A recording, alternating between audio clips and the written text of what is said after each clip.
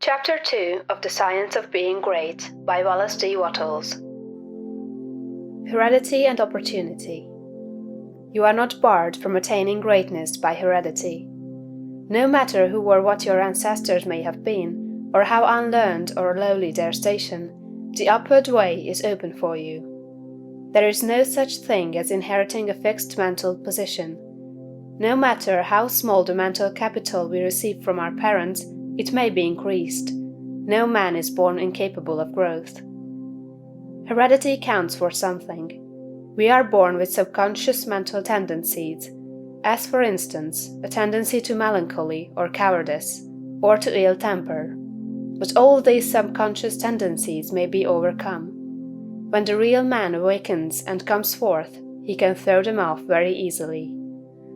Nothing of this kind need keep you down. If you have inherited undesirable mental tendencies, you can eliminate them and put desirable tendencies in their places. An inherited mental trait is a habit of thought of your father or mother impressed upon your subconscious mind. You can substitute the opposite impression by forming the opposite habit of thought. You can substitute a habit of cheerfulness for a tendency to despondency. You can overcome cowardice or ill temper. Heredity may count for something too, in an inherited conformation of the skull. There is something in phrenology, if not as much as its exponents claim. It is true that the different faculties are localized in the brain, and that the power of a faculty depends upon the number of active brain cells in its area.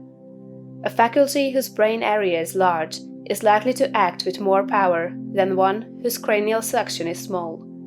Hence, persons with certain conformations of the skull show talent as musicians, orators, mechanics, and so on.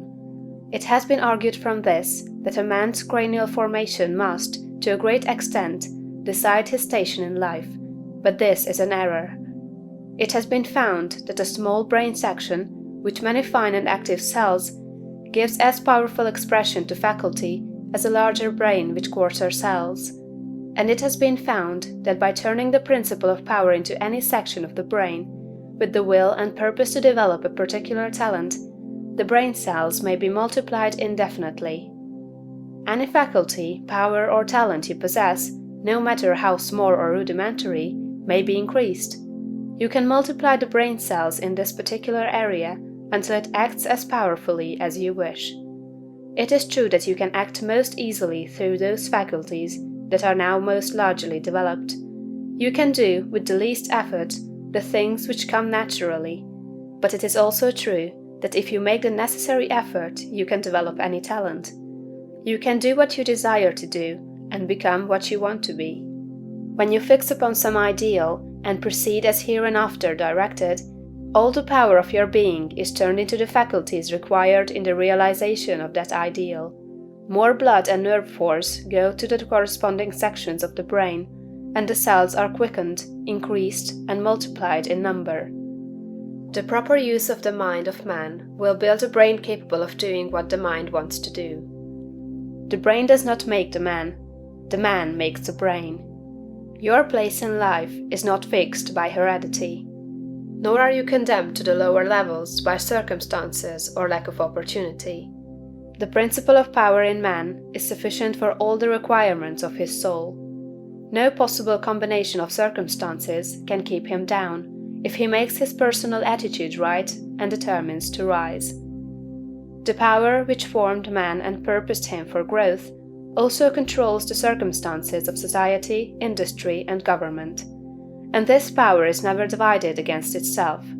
The power which is in you is in the things around you, and when you begin to move forward, the things will arrange themselves for your advantage, as described in later chapters of this book. Man was formed for growth, and all things external were designed to promote his growth. No sooner does a man awaken his soul and enter on the advancing way, than he finds that not only is God for him, but nature, society, and his fellow men are for him also, and all things work together for his good if he obeys the law.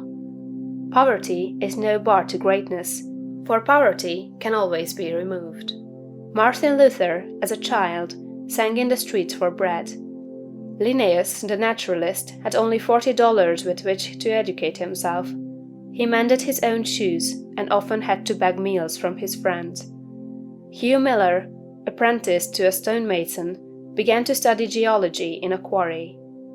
George Stephenson, inventor of the locomotive engine, and one of the greatest of civil engineers, was a coal miner, working in a mine, when he awakened and began to think. James Watt was a sickly child, and was not strong enough to be sent to school. Abraham Lincoln was a poor boy.